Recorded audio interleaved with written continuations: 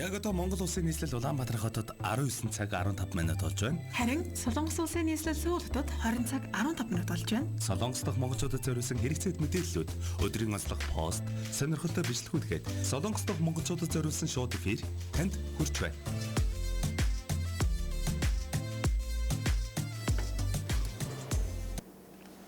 Та бүхэндээ орой мэндийг хүргэе. Солонгосын тухай бүгдийг мэдээлэх Солонгын оноо нэвтрүүлэг маань эхэлж байна. Эфир төлөвлөгч юм бат. Хөтлөгч Чанцалд болон ажиллаж байна. За тэгэхээр нэвтрүүлгийн хаяханд өнөөдөр өрх мэдээллийн товчийг танилцуулъя. Та бүхэндээ коронавирусын албарын тохиолдол болон бүгд найрамд Солонгос улсад гэртээ эмчилүүлж байгаа иргэдийн тоо 40 минут авсан талаар мэдээллийн дэлгэрэнгүй хүргээ бэлдсэн байгаа. За мөн Солонгост 10 жилийн сурагчаар төгсөх ангийн сурагч хэрхэн одоо элсдийн эрхийг шалтгаандаа бэлддэг талаар сонирхолтой бас бичлэгийг оруулсан байгаа групп дээр за энэ бичлэгийг онцлохоор бэлдсэн байна. За багасан гарагт кино танилцуулдаг байгаа. За өнөөдөр танилцуулах кино маань Кримжа Миньо буюу за англиар болохоор Shadow Beauty гэсэн байсан. Тэгэхээр сүүдрийн гоо зөкслөн гэж монголоор орчуулагдаж болох бах. За энэ киног танилцуулахаар бэлдсэн байна. За миний мэдээллийн хувьд баярын өдөрт сонсох дургүй хамгийн одоо асуулт бол хоёрдугаарт нь хизээ гэрлэх вэ гэж бол асуудаг юм байна. Нэгдүгээрт ямар асуулт орсон болоо гэсэн юм нэртэй мэдээлэл байна. За хоёрдугаар миний постын хувьд гэх юм бол машиныг минь авсан хүмүүс харлуулад 2-3 удаа сая гарнаар торгуул татвар төллөө гэсэн юм постыг бол онцолж хүрэхээр бэлтгэсэн байна. За тэгэхээр эхлээд цагаан гарын мэдээллийг хүргэе тийм. 처음으로 4만 명을 넘었습니다. За тэгэхээр цагаан гарын мэдээллийн үед Чэжууд 5 хэмтэй, Баазарын үйлрэг Бусан 5 хэмтэй цэлмэг байгаа юм байна. За яг одоо Сөүлд нэмэх хасах 2 хэмийн хүүтэн байна. Өнөөдөр өдөртөө нэмэх 2, шөнөдөө хасах 8 хэмийн хүүтэн баг зэргийн үйлрэг байгаа юм байна. Үргэлжлүүлэн та бүхэнд ханшин мэдээллийг хүргэе. Хаан банкны албан хашаар бүгд найрамд Солонгос улсын маань 2 төгрөг 36 мөнгө, бэлнээр авах нь 2.23, бэлэн бусаар авах нь 2.24, зарах нь 2.50 байгаа юм байна. За тэгэхээр вооны ханш нэлээд бас буурсан харагдаж байна. 3-4 мөнгөөр бол буурсан харагдаж байна. За ингээд нэг мэдсэн чинь нэг сар дуусах болсон байна. Тэгэхээр сонь сайхнаа хуваалцдаг байгаа. Энэ 7 хоногийг дүгнээд бас сонь сайхнаа бүгд хамтдаа хуваалцъя. За удахгүй бас сар шин цагаан сар болох гэж байгаа шүү дээ. Тэгэхээр сонь сайхан юу вэ? Бүгдээрээ буузаа шимхэж амжсан уу бүгдээрээ. За тэгэхээр миний хувьд сонь сайхан гэх юм бол энэ 7 хоногийн хувьд ялангуяа нэвтрүүлэгтэй холбоотойгоор гэх юм бол маш олон орны хүмүүстэй холбогдлоо. Эхний өдөр одоо Африк, зүүн Африкаас Угандагийн холбогдож байсан бол за Норвег гээд тий Австрали, за тэгээ мөн Дубай, за тэгээ мөн Айсланд гээд иймэрхүү олон улсуудаас монголчууд маань яг адилхан нэг цагт одоо бид нар Монголдо байхад нэг их төдийлөн олон зүйл санаанд ордгоо ч гэсэн яг энэ цаг мөчид дэлхийн өнцөг болон мөрт хүмүүс маань бас их сонирхолтой зүйлүүд хийж яддаг юм байна гэдгийг өнөөдөр бас одоо харлаа. Ер нь бол дүгнээд энэ 7 хоногийн хувьд.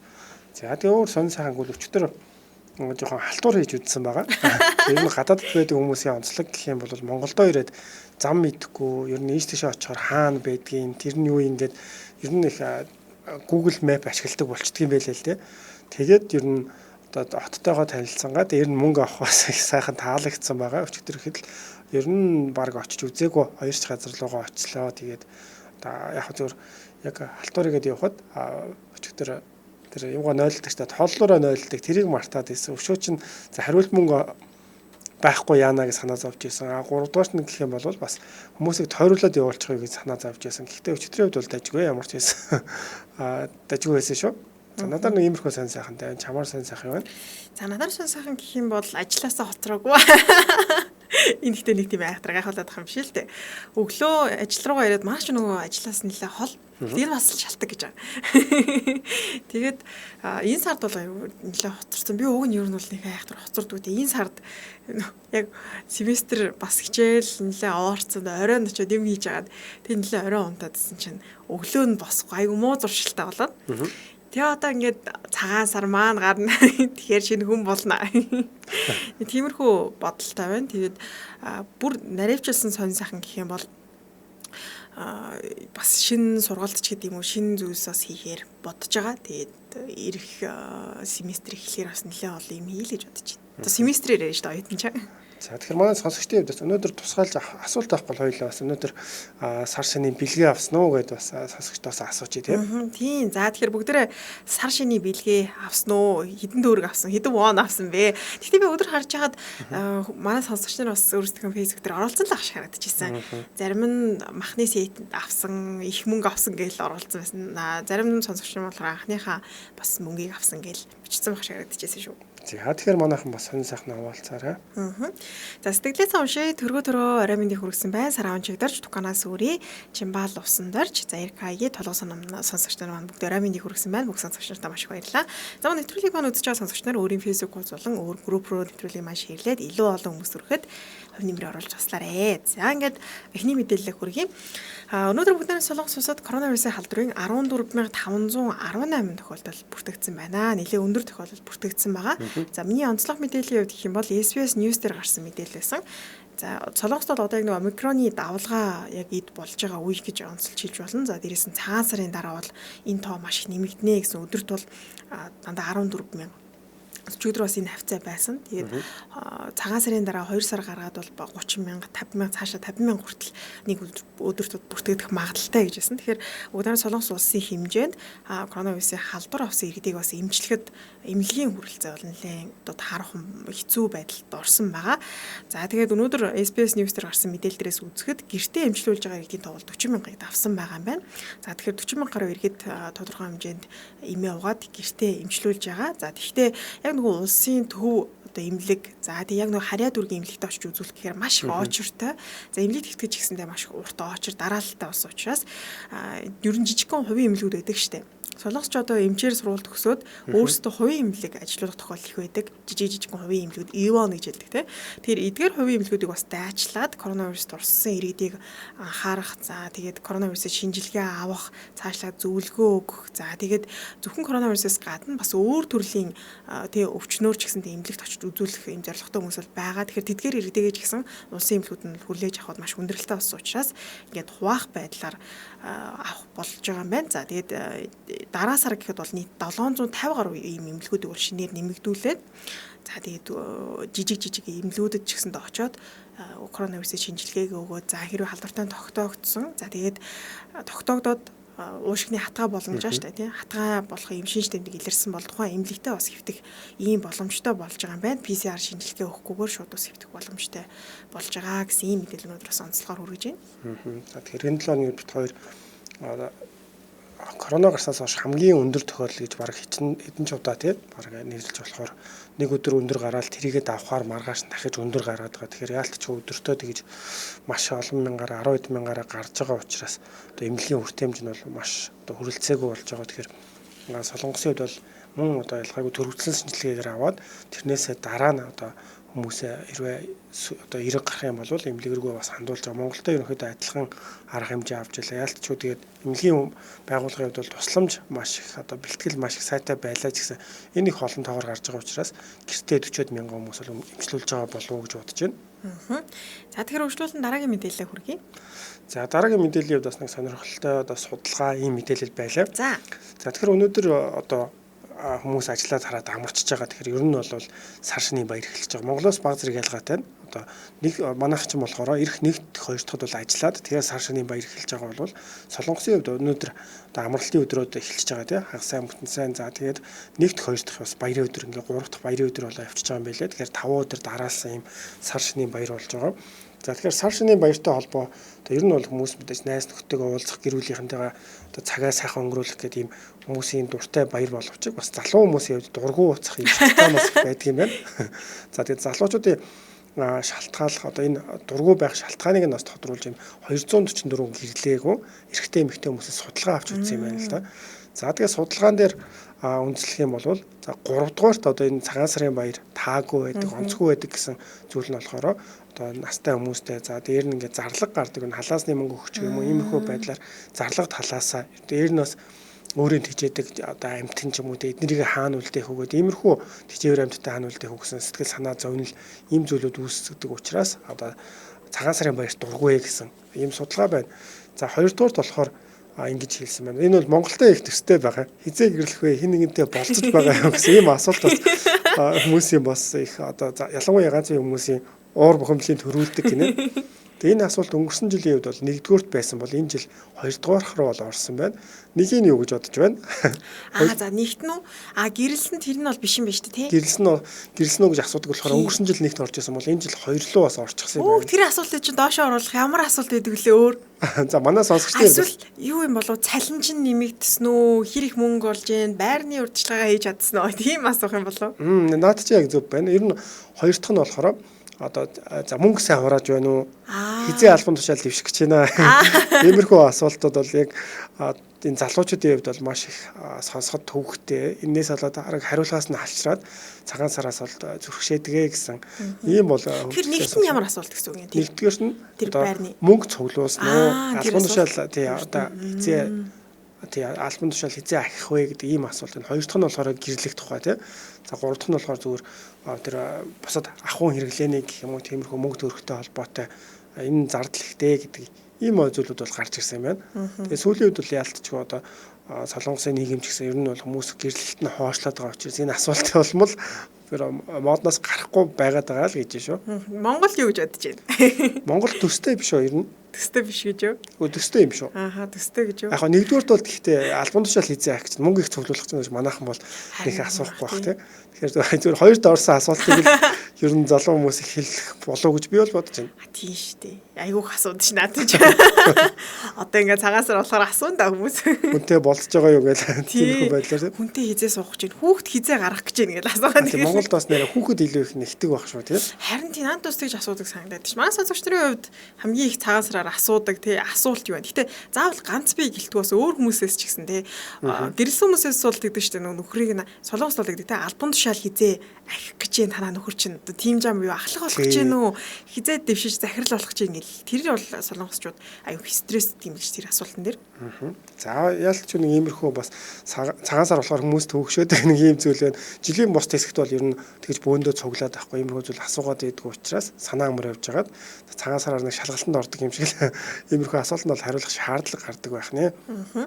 Наадгай даш сонсогч маань орой мэндэ мөнгөн бэлэг өгөөгөө юужаа гэдэг жимсний сет өгсөн гэсэн биш үү? За тэгээд энэ чиглэл тоглох сонсогч маань ёстой сайхан нар гисэн таатай сайхан баасан гарыг байна. Нэмэх 2 хэмтэй Стокгольм гэж бас бичсэн байна. За тэгээд Ганбат оргиол сонсогч маань бас орой мэндийг хүргэе. За Бадралмын ойрд үзэж байгаа драм Игуёг Мичин X гэсэн уучлаарай уншчихлаа шүү дээ. Би танаас жаа Чока яна зүрөөрөө мэдлгүй. За сөгчөг сонсогч маань эхнийхийг арай шууд тэгж асуухгүй байх уу? Манайхан солонгосноор бол бодолд ортол асуудаг штэ гэд. Гэтэ тийм яг мөнгөний асуудлыг бол манайхан их харцангуй асуудаг гэдэг штэ. За чанцаа цалин хэдийг авч ийн гэл нэг тэгж асуудаггүй. Солонгос болохоор зүгээр таксийн цугад хүртэл таксийн чи мөнгө төр цуглуулсан уу? Өөрийнхөө улсад хадгаламжтай юу гэж надаас аюух асуудаг гэсэн. Би ялангуяа гадаад хүмүүсээс мөнгө хурааж ийн үү гэж асуулт бол байнга ирдэг тий. Одоо яа гэв тийм асуулт нэр аюух асуудаг гэсэн. Тэгэл тухайн үед эхэндээ хариулдаг гэсэн сүүл рүүгээ залхуу өрөө бүр ямар ч зүйл. Гэхдээ одоо нэг шинэ үйлчлэгээ гараад таксинд суухаасаа өмнө таксинд захиалдаг штэ утсаараа би ярмааргүй байна гэсэн сонголтыг сонгох боломжтой. Тэгвэл таксиныхын жолооч юм ярихгүйгээр мөнгө нөх юм бол мөнгөний хилээл тэгээ авчирдаг. Ийм үйлчлэгээс гарсан байлаа. Би нэлээ өчтөр алтуур хийж үзсэн чинь хүмүүсээс тэгж юм асуугаад чадах ч байлаа. Чив чимээгүй л явсараад харсан. За тэгэхээр үргэлжлүүлэн пост бас танилцуулъя тийм. За өнөөдрийн онцлог пост гэх юм бол би өдөр цааны цагаараа YouTube-ээс их сургуулаа тэнцсэн хүмүүсийн баярлж байгаа бичлэгийг үзсэн. За тэгээд тэр хүмүүс бол бичлэгийг харах юм бол ойрлолтоо л дээжээ би сүүлийн сургууль тэнцчлээ. Тийм боллоо. Энэ сургууль тэнцчлээ гэж. За ялангуяа өдөр хамгийн сүүлийн хэсгээр сүүлийн сургууль бол солонгосуудаа хамгийн урдаа барьдаг маш шилдэг сургуулиуд байна шүү дээ. Тэгээд энэ сургууль тэнцсэн нэг оюутан сурагч уйлж байгаа бас хэсэг байгаа л та. Тэгээд энийг хараад солонгос сурж байхдаа би нэг байр түрээслээд эхний нөгөө хасуугч гэдсэн шүү дээ тийм. Тэр байранд хөлсний байранд амьдарч байхдаа тэр нөгөө хоёр хос байсан. Тэр хоёр хос ахлах сургуулийн охинтой. Тэгээ тэр ахлах сургуулийн охинтой би баг ерөөсөө гэртээ таард байсан байхгүй. Тэгээ гайхаад нэг өдөр гайхаад асуугаад ажил руу өглөө метроны буудлын руу явжсэн чинь таараад хамт жоохон алхахтаа чи яагаад гэртээ харагддаггүй ер нь хичээл ихтэй байдгүй гэж асуусан чинь өөрөө нөгөө нэг өдрийн хуваарийг хэлсэн байхгүй. Тэгээ би энэ бичлэгийг хараад тэр охины хэлжсэн солонгос охины хэлсэн үг санаанд ороод тэр охин болохоор өглөөний 5 өнгөрөө 6 цаг гэж босоод за тэгээ сургуулийнхаа ойролцоо кафед сууж агаад За тэд нар кафегаас хичээл рүү ороод хичээлээсээ хичээлээ тангуудаа 2-3 давтлах сургуульд суудаг гэж байгаа. Тэгээ 2-3 давтлах сургуулинд сууж агаад за энэ дууга жоохон хоёлаа багасчихгүй тий. Энийг сонсонгоо юм ярих гэсэн чинь бүр төвлөр шатдаг. За тэгвэл энийг эхлээд нэг жоохон сонсох чинь бас тэгвэл яг нөгөө тайлбарлахаар бас зарим зүйлийг нь бол ойлгуулж чадахгүй. Энийг орилоод тахаар би бүр юу ярьж байгаа гэж бодлоо. За бичлэгийн дуусчлаа. За ямар тач их сэтгэл хөдлөлтэй нэг тийм бичлэг байсан юм а. Тэгээд тэр охины өдрийн хуваарийг асуусан чинь өглөө 6-аас босоод тэгээд сургуулийнхаа ойролцоогоо кафед сууж агаад хичээлдээ яваад орой 2-оос 2-3 давталгаа сууж агаад 22 цаг өнгөрөөгөө сүүлийн давталгаа дуустдаг гэж. Тэгээ 22 цаг өнгөрөөж давталгаа дуусчаад үргэлжлүүлээд номын санд сууж агаад тэгээд 12 цаг гэж гэртээ нэвчгүй орж ирээд тэгээ үргэлжлүүлэн гэртээ хичээл хийдэг гэж аахгүй. Тэгэхээр ерөөсөө ямар ч тэр хүүхдтэй таарах боломж байхгүй. Ерөөсөө гэртээж бараг харагддаггүй гэртээ ахаар хичээлээгээд тэр төгсөх ангийн сурагчид бол ерөн Солонгост маш их хичээл хийдэг. Тэгээ нэг ийм судалгаа бас сүүлд гарсан байл да. Өнөөдөр хайж үзсэн чинь ахлахангийн төгсөх сурагчид болохоор Солонгост нийт 5 цаг 24 минут л ерөөсөө унтдаг гинэ дунджаар. За тэгээ нийт 11 цаг 3 минутын турш бол дунджаар штэ хичээлээ хийдгээ. Тэгээ үүнээс бол дээш хичээлээ хийдэг. Тэгэхээр өдрийн бол талаас илүү тий цагийг бол хичээлээ хийхэд зарцуулдаг гэсэн ийм бас судалгаа гарсан байт юм байна.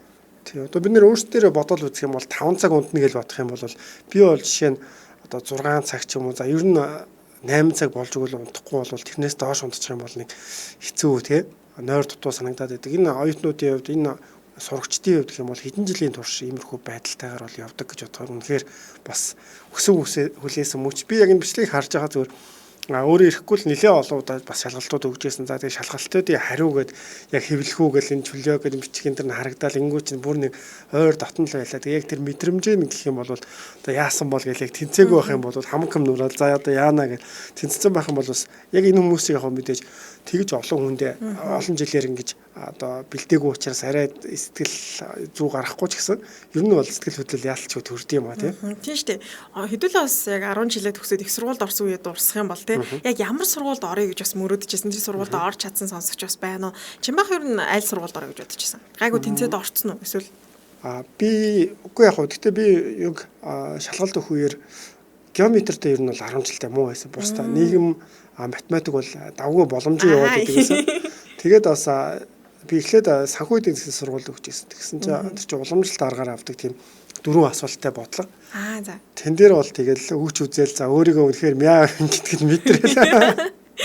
Тэгээд ер нь дахиад бас конкурс тийм одоо яг тэгэж нэг конкурсууд 7 сарын 2 ингээ нэг өдөр явагдаж байсан юм а. Тэгээд одоо өөр сургуулиуд бас өгч явахгүй яаваа гэл ер нь цэрэгт явдаг юм уу гэсэн нэг тиймэрхүү бодол нэлээ төрсэн байсан. Амт гэсэн чинь өшөө 7 сарын 4-нд дахиад сургуулийн хуваар байсан. Тэгээд хуваар явахтай шалгалт. Тэгэхээр нөгөөд тэгээд гайгүй сургуульд орж ирсэн. Тэрнээс ер нь цэрэгт явах талаар бол нэлээ бодсон шүү. Тэг 2 өдрийн хооронд ч бодогч. Айгүй олон юм бодоод. Би бас аюу сайн сандаа. Яг сургуульд орох гэхээс илүүтэйгээр элслийн эрхийг шалгалт өгдөг шүү дээ. Тэгсэн чинь яг миний 6 сарын 14-нд миний төрсөн өдөр байхгүй. Төрсөн өдрөө шалгалт болоод юм төрсөн өдөр тэмдэглэх өглөө усаал ингээ сандраал зүрх ингээл бүр цохилол яахаа вэ гэсэн чинь манай нөгөө ангийн хүмүүс бас яг тэр сургууль дээр шалгалт өгөөд тэгсэн чинь тэд нар ч бүр сүртэй ингээл за энэ бол ингээл аривнаалуулцаанстаа энэ харандаа гаргаж ирээ гэж үлээж мүлээгээл амар сүрд би тийм байхгүй. Тэгэл сургуулийнхаа баах ээж аав нар нэрчсэн. Тэгэл хүүхд мөхтэй сэвж юм байл зарим нь бүр миний охин чаднаа бодоо гэл би чинь зөв төрсөн өдрөөр яваал шалгалтаа өгөөд тэг би чинь тоондоо бас нэг айхтар сайн биш байхгүй яг үнэлт хэлний хичээлд аяга дуртай. Тэгээд тооны хичээлийн шалгалт орсон чи би тэгэл чадхаараа л өгж байгаа юм л да. Уг нь нэлээд удаан сургалтанд суусан. Тэгээд тэгсэн чинь нэг бодлого дээр ерөөсө бодож чаддгүй. Тэгээ нэг мэдсэн чи ямар ч тийм томьёо байхгүй зэ. Өөрөө зүгээр толгооноос ургуулж гарч ирээ нэг томьёо зохиогоо дамааш. Тэгсэн чи миний хажууд суужсэн хөхд чичээстэй сайн бодд юм биш тэгсэн. Миний нөгөө гаргасан томьёог харснаа хуулж ичээ. Тэг би дэрийг үгүй чи наа чи би зохиоцсон ш тэгсэн чи. Үгүй зүгээрээ чи юу яриад байгаа над хотлаа ингээд газ зөв бодсныгаа хэлэхгүй ингээд тэгээ тэр одоо тэр үгээд яасан буруу замаар л орсон баг би ямар тэ сайн бол ерөөсө бодож чадаагүй. Бусад хэлний хичээл дээр бол ер нь гайгүй авсан. Тэгэл бас нэг хичээл яг ямар сургууль ямар мэржлээр орох уу гэл өгсөн дараа болдог шүү дээ. Манай ээж намайг нягтлан бол гээд биш тоон дургу тэр нягтлан болмооргүй гэсэн чинь тэгэл анханаас ч чам заан штэ тэгэл чи нягтлан болохоор одоо хамаатны манай нөгөө хамаатнууд дийлэг нягтлан байдаг байхгүй юу? Ер нь бол хамаатан садны бүхий хичнэр баг нягтлан байгаа. Тэгээ намайг нягтлан болгохгүй. Тэг би уйлаа 7 хоноггүй жавь нягтлан болгохгүй. Тэгээ тэгж яагаад орчуулагчаар их сургуульд орж исэн байдیں۔ Тэгээ хамгийн гол нь яг энэ бичлэгэн дээр тэр нэг хариугаа харах мөч байгаа шүү дээ тий. Хариуг одоо янз бүрийн байдлаар зарим нь ханан дээр хэвлжсэн байна. Зарим нь сүүлийн үед бол их хвчлэн утсаараа юм уу интернет рүү ороод ID пассвордаараа нэвтрээд тэгээд хариу хардаг байгаа тий. Тэгэхээр иймэрхүү мөчүүд бол нэлээ их бас тохиолддог. Тэгээд энэ би хүмүүсийн сэтгэлийг л бас бодоод байл л да. Яалтчгүй тэгээд бүр зарим нь бол бүр цаашлах юм бол амиа оролцчихсан ч гэсэн хүн одоо хүүхэд тий сурагч бас байдаг гэж бодохоор л үнэхээр бас одоо тэрийг харахаас баг айхаар тийм байгаа зү тийм. Солонгосч юу 50 сая гаруй хүн амтай өрсөлдөөн бол ихтэй жил ер нь байнга л өрсөлдөөн ихтэй байдаг. Тэгээ 10 жилийн бүр яг ийм байдаг. Кусам кондрилжима гэдэг. Төгсг ангийн хүүхдийг оролдоод хэрэггүй гэсэн ийм бүр яг одоо модны үг хэллэг гэх юм уу. Тэгээ ямар нэг асуудал болоод би төгсг ангийн сурчаа гэх юм бол хүмүүс шууд ойлгодог. За ойлголоо чи үнэхээр стресстэй байгаа гэл. Тэгэхээр ялцгүй ахлах сургуулийн хүүхдүүдийн хувьд бол маш стресстэй ийм үе байдаг. Тэгээ бусад иргэн тойрны нийгэмд байгаа тий иргэн тойрны хүмүүс ч гэсэн маш сайн зөвөр ойлгоод тий ачаалтаа байгаа учраас аль болох тэр хүүхдэд сайн хандах хамаатан зан дээр очихор нөгөө гарын мөнгө ч гэсэн айгүй хөөгдөг гэдэг нэг тиймэрхүү юм бас уншиж ирсэн юм байна. За үргэлжлүүлээд би өөрийнхөө бэлтгэсэн постыг хөргөе. Бороо гэдэг өнөөдөлчин монголчууд групп дээр 2 өдрийн өмнө оруулсан байна. За тэгэхээр энд ингэж утсан байна. Энэ хавьд амьдардаг монголчууд байна уу? Машиныг маань авсан хүмүүс харлуулад 2-3 удаа сая гарангаар торгуул татвар төлөлөө гэсэн байна. Одоо бас хэмжээний торгуул гараад байна. Шууд шингүү хийж болохч унаж яваа хүн нь асуудалд орно. Монгол явах болно. Тийм болохоор шингүү ихгүй торгуул татраа төлөөд яваад байсан одоо машин аваад устгалд өгч оруулчмаар байна гэсэн байна.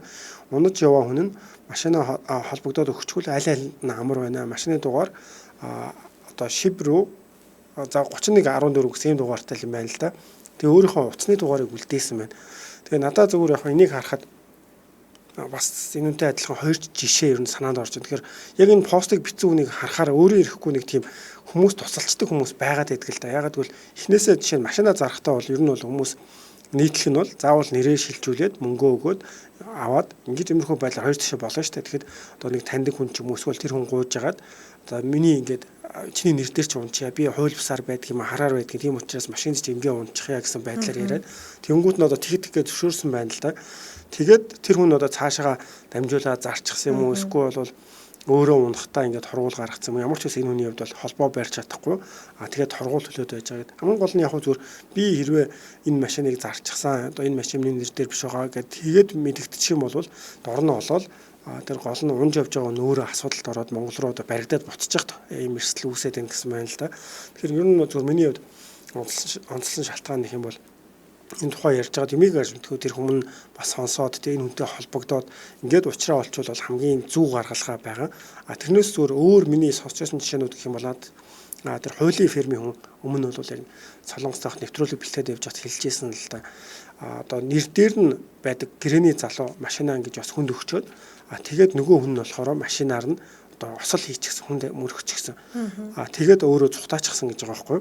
Тэгэнгүүт нөгөө гэрээр ажиллаж байсан зүгээр л шөнө унтчаал өглөө одоо ажлынхаа байрна гэсэн усанд тий босоод ирсэн чи тэндээс нь бариад явчихсан гэж байгаа. Тэгээ шүүх хурал болоод 2 жилийн ял авчихсан гэдэг. Тэгэхээр одоо тэр хүн одоо юу ч өөрөө мөргөөгүй дайраагүйгээд тийм юу байгаа ч гэсэн одоо өмгөөлөгч гэдэг юм уу хэл бас мэдэхгүй юм хөө асуудлаас болоод ял шийтгэл хүлээсэн тохиолдол хүртэл байгаа. Тэгээ маа найзуудын дунд ихэд бас одоо тийм юу байгаа байхгүй нэг нэгэндээ бас нэр дээрээ унуулж ясан тохиолдол бол машин байгаа. Тэгээ найзууд гэдэг утгаараа мэдээж ямар нэгэн аль нь бас аль болохоор асуудал үүсэхгүй хичээгээд тэгээд нөгөө найзууд маань хугацаа өнгөрөөд тэгээд дараа нь ингээд одоо нөгөө нэр дээрээ унуулсан хүмүүс маань эхлээр гарч явах гэсэн чинь нэр дээр нь тургуулууд гарч ирсэн. Өмнө нь бол мэдэгдээгүй хаяг нь одоо нүгөөд очиагүй ч байсан юм уу. Тэгээд юу юм өндөр тургуул гараад ирвэ гэд тэгсэн чинь машин унжаахтаа ийм тургуул одоо гаргасан байна гэд тэгээ нөгөө хүмүүсээс эргээд авахгүй далхидны Монгол буцчихсан тийм. Гэхдээ яг найзууд гэдэг утгаараа ингээд нэг яг хүнээсээ бас болох юм л да. Тэгээл нөгөөдүүд нь холбогдоод өгөх хүн байна, өгөхгүй хүн байна. Тэгэхээр ер нь нэр дээрээ бас машин ингэж унуулна гэдэг бол нэлээд бас тийм эрсдэлтэй байж болох үйлдэл байгаа.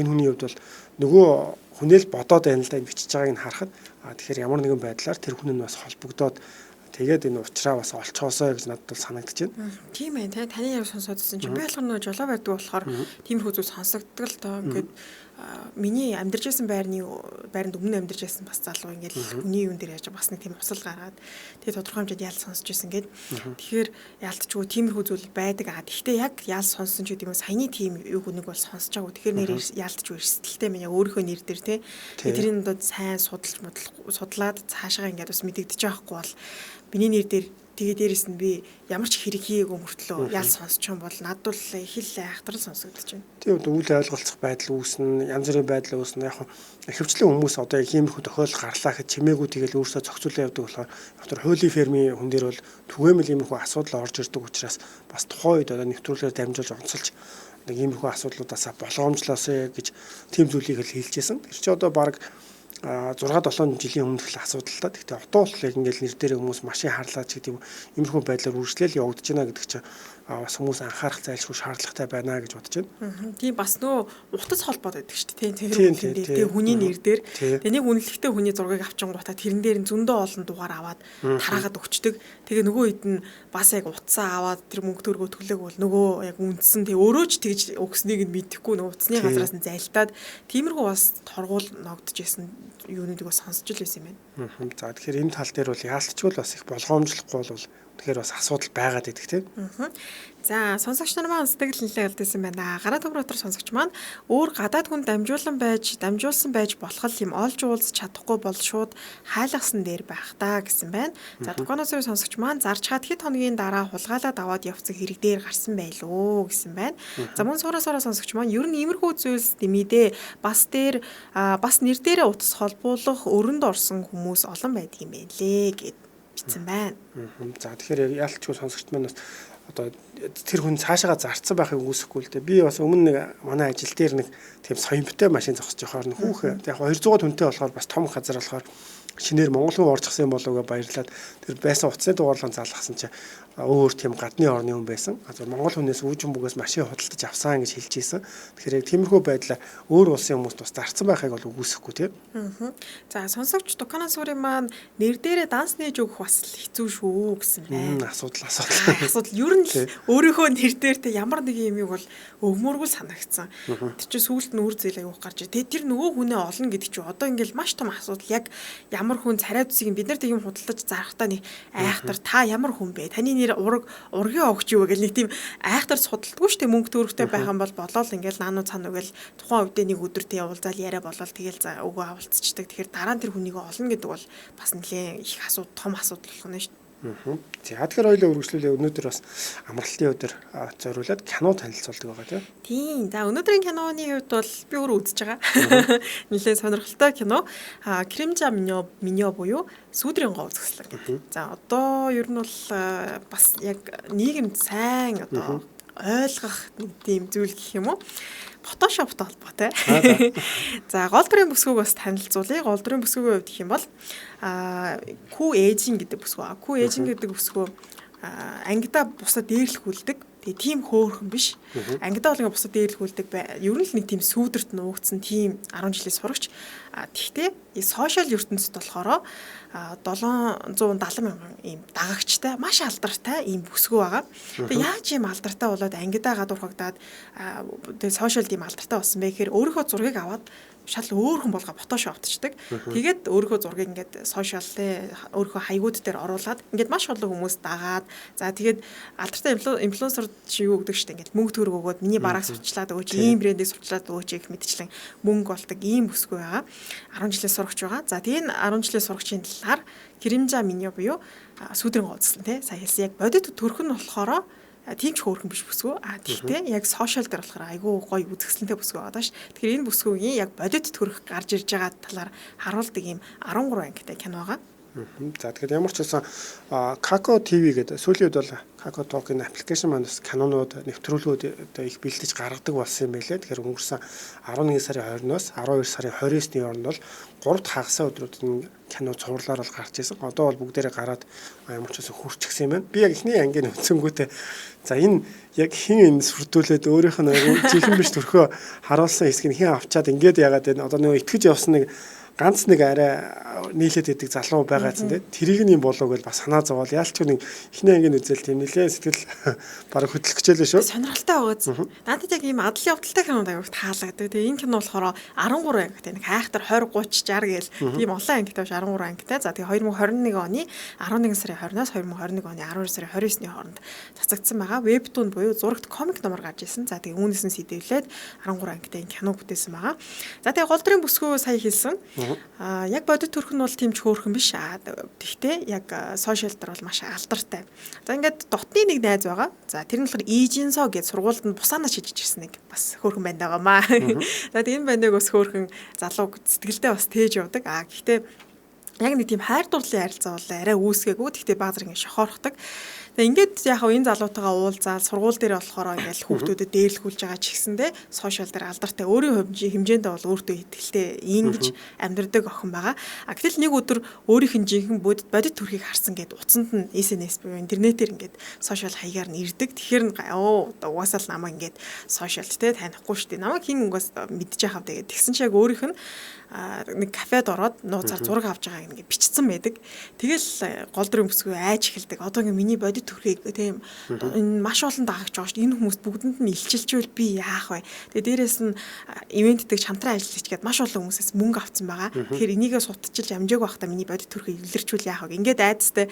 Тэгээ сургуультын дотор нь ингээд анги дотор нь ямартаач яг энэ хүн өөрийг нь жинхэнэ царайг мэддэг хүн байгаад байгаа. Тэгэл нэг төрлийн ингээд хайгаал за тэр нь юм болоо энэ хүн юм болоо эсвэл миний тэр дотны найз гэдэг Ижинсон гэд тэр залуу юм болов гэд ингээл хүмүүсийг сэрдэж эхэлдэг. Тэгээ тэр хэсгүүд нь аягүй сонирхолтой. Би бас яг яана энэ ганц сайхан дотны найз ингээ хуурчих гэж тэгэл тэнгүүд дахиад өөр хүн гарч ирээд энэ дээрлэхэдсэн охин нь яг ингээд мэдсэн юм байна шүү дээ бодит төрх ингээл тэнгүүд дахиад өөр дүр гарч ирээд. Гэтэ яг үнэндээ болохоор арай өөр хүн байдаг. Тэр нь болохоор Ким Хойн гэдэг залуу. Өөрийг нь энэ охиныг дээрлэхтэй нэг юм бүлэг одоо хоёр охин байдیں۔ Тэр хоёр охиных нь нэгнийх нь найз залуу юм байна л та. Тэгээд энэ бодит төрхийг нь мэдээд нэгсэнтэй сүрдүүлж эхэлдэг. Гэхдээ цаашдаа яг энэ өөрийнх нь бодит төрхийг хүмүүс мэдэх үгүй юу гэдэг нь бол яг хэлэхгүй. Та хэд бол үзээд мэдэх ба. За тэгэхээр ер нь сүүлийн үед одоо ахлах ангийн за их сургуулийн байгалгаагүй ер нь залуучуудын хувьд одоо сошиалыг бол маш их идэвхтэй ашигладаг. Тэгээд яг энэ дээр бол тэр хоёр туйлын л харуулж байгаа юм л да. Мэдээж яг бодит амьдрал нь тийм бүтэлтэй биштэй ангитай дээрлэхүүлдэг гадуурхагддаг ийм үний хувьд яг одоо сошиал орчин руугаа орчхороо өөрөө нэг од чимшиг тийм гоё мэдрэмжийг аваад маш олон сэтгэлүүд ирээд маш олон зүйлүүд бичигдээд дээр нь тэрнгүүрээ дамжуулаад бас орлого болоод байна гэдэг бол аль ч хүний хувьд бол маш хэрэгтэй байгаад байгаа. Тэгэл нэг удаа гэхдээ тэр найз нэгэ залуу хайтайхаа харьцсан чи би өнөөдөр яг гоё унтахнаа одоо сошиал руугаа ороогүй ч гэсэн ингээд сэтгэл өөртөө хангалуун унтахнаа гэдээ бус үед болохоор одоо сэтгэлээ дандаа унчихсан байгаад сошиал руу орж иж өөрийгөө тийм нэг хүмүүсээс хүлээн зөвшөөрүүлж байгаа мэдрэмжийг авдаг нэг тиймэрхүү зүйлүүд байгаад байгаа. Тэгэхээр одоо ч гэсэн ер нь энгийн амьдрал дээр хүмүүс нэг одоо пост ч гэдэг юм уу тэр олон хүмүүс таалагдах нь таалагдахгүй байх нь тэрийг бол маш их хамааралтай болоод байдаг шүү дээ. Тийм шүү дээ. Хідэн лайк авах уу, хичнээн хүн миний зурган дээр зүрх дарах бол гэдэг. Гэтэ яалтчгүй гадаад үзэмж талаас нь хүн болгоныг айгүйх анхаарч юм хардаг. Тэгээ яг солонгосын нийгэм мэдээж бүх нийгэмд бол иймэрхүү зүйл байдаг л да. Гэтэ яг ингээ ажиглаад тэнд одоо тэр нийгмийн хэсэг нь болоод ингээд амьдарч байхад бол яалтч гадаад үзэмжээр айгүйх ярьдаг. Жишээлбэл ингээл үйлдвэртээ ажиллаж байхад нэг юм үйлдвэрийн нэг ахаа байхгүй 60 билүү 60 гарцсан л нэг ахаа аж ушиг гэл. Тэгсэн чи тэр хүн манай тэр өмнө нь бас нэг Монгол ихч ажиллаж байсан юм байна л да. Тэгсэн чи намайг одоо солонгос хэлэндээ муу гэж утсан. Миний хажууд уцаар ярих та. Байна уу? За өнөө юу нэг охин байгаа нэг үйлдвэрт нэг өөр найз нь л ажилдаа авах гэдэг шүү. Нэг охин байгаа дайжгүй жоохон царай муутай л болохоос ш ажилдаа сайн гэл тэнгүүд би айгуу сонирм болж байгаа юм чи юу яг өөрөө хэн болоод тий хүнийг нүүр ам тий одоо гадаа төрхөөр нь хийгээд ажилдаа сайн хав царайнд тийм гэд ямар хүн 8 айлгаж байгаа шүү дээ тий. Тэгээ миний өөрөө болтгоо тэгээ тэнд дахиж тэр ажил дээр гараагүй юу н жоохон тийм гаднах таалч гэдэг юм уу тэр талаас нь хүмүүсийг айгүй хардаг тийм хүнтэйс таарч ирсэн. Тэгэхээр одоо ер нь л тийм болсон шүү дээ тий. Сошиалд хэрхэн гоё харагдах уу гэд сүүл бас нэг ийм мэдээ үзэж байгаа хятадд нэг бүсгүй нэлээд бандгар юм байна л да. Гэхдээ зурган дээр айгүй гоё гардаг. Тэгээ өөрөө фотошопоор янзалждаг. Тэгсэн чинь нэг бас хүн ингээд тэр зураг авч явах үед нь зургийг аваад сошиал тавьсан. Тэгээ яг интернетд оруулсан гоё зургийн хажууд нэлээд бандгар бүсгүй зураг тавьсан байхгүй. Тэгэд одоо угаасаа бүсгүүчүүд ийм болцсон штэ, хуурамч болцсон штэ гэдэг юм те. Тиймэрхүү бичсэн доор нь тэгсэн чигүй яа тийм хүн байгаараа л байж. Яа тэгвэл фотошопыг яах гэж гаргаж ирсэн ч гэдэг юм те. Иймэрхүү бас хоорондын зөвчлөлтөд нэг тиймэрхүү сэтгэлүүдийг бас харж ирсэн юм байна. За тэгэхээр Солонгост ер нь их түгээмэл байдаг одоо энэ царай дүрх харах, гадуурхах иймэрхүү хурц асуудлуудыг харуулсан юм кино байгаа. Тэгэхээр манай найруулагч боломжтой бол энэ юуг дэлгэц шеэрлээд өгөөрэй. Би энэ азтан өнөөдөр шалгаруулах байгаа. Сүүлийн 1 минутанд амжаад одоо шалгаруулчихъя гэж бодож байна. За тий. MJL радио Солонгос пэйж дээр мань орсон байгаа. Тэгэхээр өөрсдийнх нь бас одоо найзуудыг меншн хийгээд за манай MJL радио Солонгос пэйж дээр лайк дараад за Монголд байгаа хайртай дотны хүмүүстээ 100,000 төгрөг бэлгэлээрэй гэсэн юм одоо шагналыг бол та бүхэнд өгөхөөр байгаа. За тэгэхээр одоо дэлгэцэн дээр гараад ирэхээр би энэ одоо ялагчийн санамсаргүй байдлаар рандомор бол тодруулах байгаа. 100,000 төгрөг өнгөсөндөө. Тэгэхээр цагаан сараар бас гинт одоо өөрсдөө зайтай байгаа ч гэсэн хайртай дотны хүмүүсээ баярлуулах ийм боломжийг бол олгох байгаа юм шүү. За тэгээд санамсаргүй байдлаар гаргаж ирнэ гэсэн. Гэтэ би бол өөрөө уг нь оролцмоор л байсан. За энд бол 48 коммент бол орж ирсэн байна. Тэгэхээр энэ дундаас аль нэг хүнийх нь гарч ирнэ гэсэн үг. За манай найруулагч түрүүн бичснээ мань хараагүй бахта би уг нь бэлтжээрэй гэдээ явуулсан. Тэгвэл хоёулаа тодруулж явах уу? Би тэгэхээр энийг шууд шудраг байх үүднээс одоо нөгөө дараалын цаанаасаа рандом шудраг байх үүднээс. За Эркагийн сонсогч маань киноны нэр нь юу гэсэн бэ? Хаанаас үзэх вэ? Маргааш ямарнд бөөдөөд үзье гэсэн байна. За би нэвтрүүлэг дууссаны дараа чатаар явуулчих. Яг хаанаас үзхийг нь бас киноных нь нэртэй. Тэгэхгүй бол одоо яг бичгээр жоохон чимээ орох гээд идэв. Юуны чимээ? За сураа сонсогч маань ёстой сонирхолтой кино бүгд харагдаж байгааасаа өөр байдаг. Үзээрэй манайхаа гэсэн байна. Тэгээ надаас аягүй сонирхолтой санагдсан. За ёндоо гэсэн Лукано сүрээ сонсогч маань.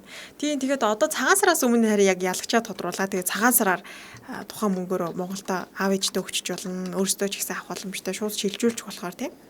За яад хэлгүй яг хөө тэгэхээр ямар ч байсан 1 минут ч байсан зарцуулаад тэгээ энэ дээр би дараанаас яг азтан болсон хүмүүс маань ямар нэгэн байдлаар маргаангүй байдлаар бас хараасаа гэсэн үгнээс нэвтрүүлгийн үеэр шалгуулчихъя гэж бас бодсон. За энд шин гэдэг нэртэй интернет хэрэглэгч орой минь шин сонсогч байна. Энэ киног үзэн сонирхолтой гэсэн байна. Шин сонсогчтой баярлалаа хамт байгаад. Нэр нь хүртэл шин. Шинхэн сонсогчтой баярлалаа. За тэгээд Эркагийн ахлах сургуулийн охины тухай 16 ангитай кинотой ижил утга нэг юм уу? Нэр нь үзэсгэлэнгоо гэж байсан бахаа гэх. Тийм. Гэхдээ арай өөр. Тэр болохоор нэг жоохон гэгээлэг тал руу энэ бас нэг бараан талууд нэлээд харуулж байгаа юм шиг санагдсан. За тэгэхээр бас сүүлийн үеийн л хүмүүсийн дунд байдаг. Тэгээ жоохон яг хэтрүүлсэн байж магадгүй. Гэхдээ ер нь бол иймэрхүү зүйл байдаг. За одоо тэгэхээр харагдаж байна. За энд бол 48 коммент гэж байгаа. За тэгээд 35 реакшн гэж байна. За тэгээд би ялагчтай дарлаа. Энэ нэг юуныхын тохиргоо юм байна. За нэг хүний нэр нэг удаа орох хэрэгтэй гэсэн юм тохиргоо байгаа. За тэгэхээр бүгдээрээ сайн шеэрлсэн биз дээ. За тэгэхээр харцсан уу арай дараагүй байна уу? Байж энэ дээр заавал тохироод эсвэл доор нь шалгарч байгаа юм болов?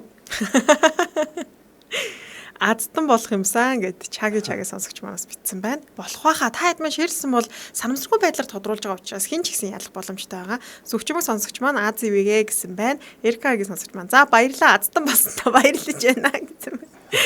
Гэтэ нэр азтан болох юм бил урдчлаа биччихээр сараа унчтар сонсогч маань ямар кино вэ гэсэн байна. За би нэвтрүүлэг дуусгаад сэтгэлгэсийг бас дахиад бичээд үлдээч. За тэгэхээр би энэ миний түрүүний ашигладаг юу болохгүй харна өөр юмороос оролдож үзсэн. Түрүү чамаг ярьж байгаа хооронд үзээлээ. За тэгээд саран гэрэл чулуун бод сонсогч маань сайн байна уу? Орой минь дээ гэсэн байна. Орой минь түргий содоо мандах. Гэнэ.